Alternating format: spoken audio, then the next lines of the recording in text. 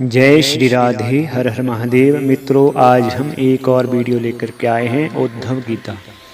जैसे विश्वविख्यात श्रीमद् भगवद गीता है, वो भी भगवान श्री कृष्ण के मुख से निकली थी, और ये उद्धव गीता भी भगवान श्री कृष्ण के मुखारविंद से निकली है। और इस उद्धव गीता में भगवान श्री कृष्ण और उद्धव का बेहद रोचक संवाद है, और जिन प्रश्नों का उत्तर हम सभी के मन में रहता है कि पांडवों के साथ ऐसा क्यों हुआ, और द्रौपदी की लाज पर जो प्रश्न चिन्ह लग गए हैं, उन सभी का उत्तर इस उद्धव गीता के माध्यम से हम एक वीडियो लेकर के आए हैं, जिसमें भगवान श्री कृष्ण और उद्धव का संवाद है। उद्धव बचपन से ही भगवान श्री कृष्ण की सेवा में रहे, किंतु उन्होंने श्री कृष्ण से कभी ना तो कोई इच्छा जताई, ना ही कोई वरदान मांगा। जब कृष्ण अपने अवतार काल को पूर्ण कर गोलोक जाने को तत्पर हुए, तब उन्होंने उद्धव को अपने पास बुलाया और कहा, प्रिय उद्धव, मेरे इस अवतार काल में अनेक लोगों ने मुझसे वरदान प्राप्त किए हैं, किंतु तुमने कभी कुछ नहीं मांगा। अब कुछ मांगो, मैं तुम्हें देना चाहता हूँ। तुम्हारा भला करके मुझे भी संतुष्टि होगी। उद्धव ने इसके बाद भी स्वयं के लिए कुछ नहीं मांगा। वे तो केवल उन शंकाओं का समाधान चाहते थे जो उनके मन में श्री कृष्ण की शिक्षाओं और उनके कर्तव्यों को देख करके उठ रहे थे।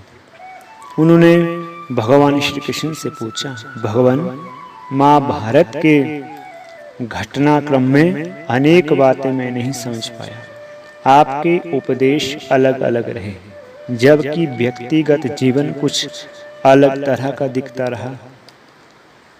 क्या आप मुझे इसका कारण समझा करके मेरी ज्ञान पिपासा को शांत करेंगे?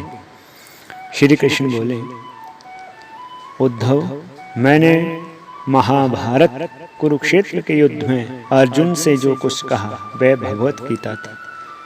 आज जो कुछ तुम जानना चाहते हो और उसका मैं जो तुम्हें उत्तर दूंगा, वह उद्धव गीता के रूप में जानी जाएगी। इसी कारण मैंने तुम्हें यह अवसर दिया है, तुम बेझिझक पूछो। उद्धव ने पूछना आरंभ किया, हे कृष्ण, सबसे पहले मुझे यह बताओ कि सच्चा मित्र कौन होता है? श्री कृष्ण ने कहा, सच्चा मित्र वह है जो आवश्यकता पड़ने पर मित्र की बिना मांगे मदद करे। उद्धव, कृष्ण, आप पांडवों के आत्मीय और प्रिय मित्र थे। आजाद बांधवों के रूप में उन्होंने सदा आप पर पूरा विश्वास किया। कृष्ण, आप महान ज्ञानी हैं। आप भूत, वर्तमान व भविष्य के ज्ञाता हैं, किंतु आपने सच्चे मित्र की जो परिभाषा दी है, क्या आपको नहीं लगता कि आपने उस परिभाषा के अनुसार कार्य नहीं किया? आपने धर्मराज युधिष्ठिर को द्यूत अर्थात जुआ खेलने से रोका क्यों नहीं? चलो ठीक है कि आपने उन्हें नहीं रोका, लेकिन आपने भाग्यों को भी धर्मराज के पक्ष में नहीं मोड़ा। आप चाहते तो युधिष्ठिर को जितवा सकते थे। आप कम से कम उन्हें धन, राज्य और यहाँ तक कि खुद को हारने के बाद भी रोक सकते थे। उसके बाद जब उन्होंने अपने भाइयों को दांव पर लगाना शुरू किया, तब तो आप सभा कक्ष में पहुंच सकते थे। आपने वह भी नहीं किया। उसके बाद जब दुर्योधन ने पांडवों को सदैव अच्छी किस्मत वाला बताते हुए द्रौपदी को दांव पर लगाने का आग्रह किया और जीतने पर हारा हुआ सब कुछ वापस कर देने का लालच दिया, कम से कम तब तो आप हस्तक्षेप कर ही सकते थे। अपनी दिव्य शक्ति के द्वारा आप पांसे धर्मराज के अनुकूल कर सकते थे। इसके स्थान पर आपने तब हस्तक्षेप किया। जब द्रौपदी लगभग अपना शील खो रही थी तब आपने उसे वस्त्र दे करके द्रौपदी के शील को बचाने का दावा किया। लेकिन आप यह दावा भी कैसे कर सकते हैं? उसे एक आदमी घसीट करके सभा में ले आता है और इतने सारे लोगों के सामने निर्वस्त्र करने के लिए छोड़ देता है। एक स्त्री का शील क्या बचा? आपने क्या बचाया? अगर आपने संकट के समय में अपनों की मदद नहीं की तो आपको आपाद बांधव कैसे कहा जा सकता है? बताइए, आपने संकट के समय में मदद नहीं की तो इसका क्या फायदा? क्या यही धर्म है? इन प्रश्नों को पूछते पूछते उद्धव का गला रूंध गया और उनकी आंखों से आंसू बहने लगे। ये अकेले उद्धव के प्रश्न नहीं हैं। महाभारत पढ़ते समय हर एक के मनोमस्तिष्क में ये सवाल उठते हैं। उद्धव ने हम लोगों की ओर से श्री कृष्ण से उक्त प्रश्न किए। भगवान श्री कृष्ण मुस्कुराते हुए बोले, प्रिय उद्धव, यह सृष्टि का नियम है कि विवेकवान ही जीतता है। उस समय दुर्योधन के पास विवेक था, धर्मराज के पास नहीं। यही कारण रहा कि धर्मराज पराजित हुए। उद्धव को हैरान परेशान देख करके कृष्ण आगे बोले, दुर्योधन के पास जुआ खेलने के लिए पैसा और धन तो बहुत था, लेकिन उसे 500 का खेल खेलना नहीं आता था। इसलिए उसने अपने मामा शकुनी का द्यूत क्रीड़ा के लिए उपयोग किया। यही विवेक है। धर्मराज भी इस प्रकार सोच सकते थे और अपने चचेरे भाई से पेशकश कर सकते थे कि उनकी तरफ से मैं खेलूंगा। जरा विचार करो कि अगर शकुनी और मैं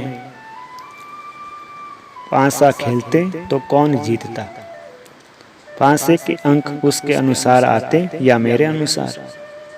चलो इस बात को जाने दो। उन्होंने मुझे खेल में शामिल नहीं किया, इस बात के लिए उन्हें माफ किया जा सकता है। लेकिन उन्होंने विवेक शून्यता से एक और बड़ी गलती की, और वह यह, उन्होंने मुझसे प्रार्थना की थी कि मैं तब तक सभा कक्ष में न आऊं जब तक कि मुझे बुलाया न जाए, क्योंकि वे अपने दुर्भाग्य से खेल मुझसे छुपकर खेलना चाहते थे।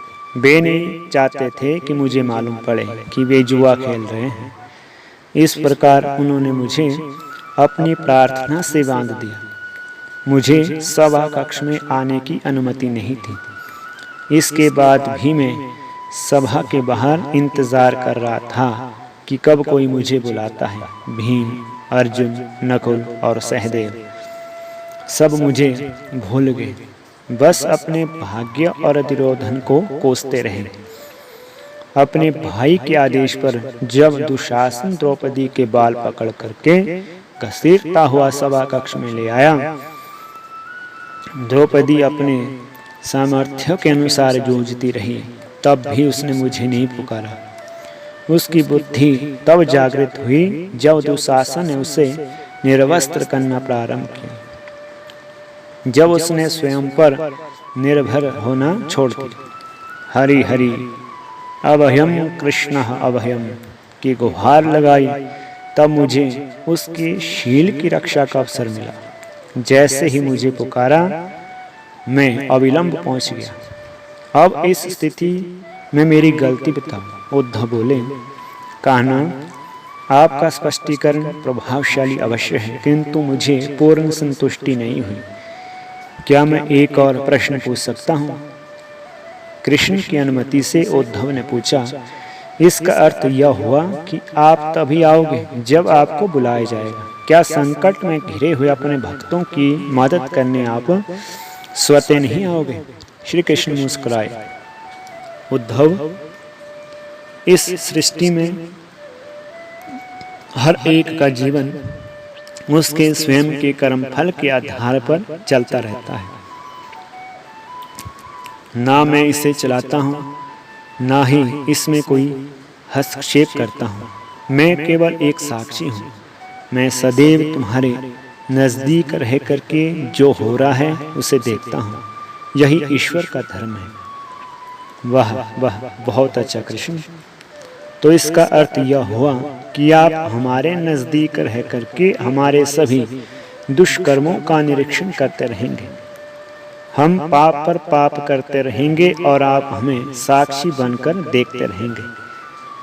आप क्या चाहते हैं कि हम भूल करते रहें, पाप की गठरी बांधते रहें और उसका फल भुगतते रहें? अलाहना देते हुए उद्धव ने पूछा। तब श्री कृष्ण बोले, उद्धव, तुम शब्दों के गहरे अर्थ को समझो।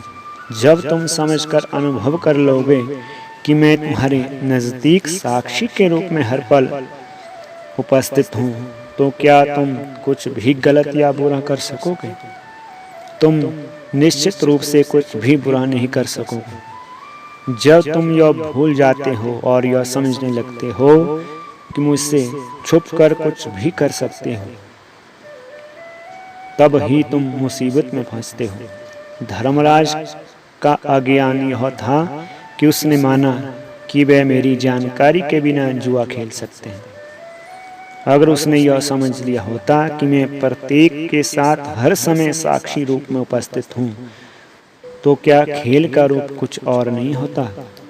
भक्ति से अभिभूत उद्धव मंत्रमुग्ध हो गए और बोले, प्रभु, कितना गहरा दर्शन है, कितना महान सत्य। प्रार्थना और पूजा पाठ से ईश्वर को अपनी मदद के लिए बुलाना तो महज हमारी प्रभावना है, मगर जैसे ही हम यह विश्वास करना शुरू करते हैं कि ईश्वर के बिना पत्ता भी नहीं हिल सकता, तब हमें साक्षी के रूप में उनकी उपस्थिति महसूस होने लगती है। गड़बड़ तब होती है जब हम भूलकर दुनियादारी में फंसते जाते हैं। संपूर्ण भगवत गीता में श्री कृष्ण ने अर्जुन को इसी जीवन दर्शन का ज्ञान दिया है। जय श्री राधे, हर हर महादेव।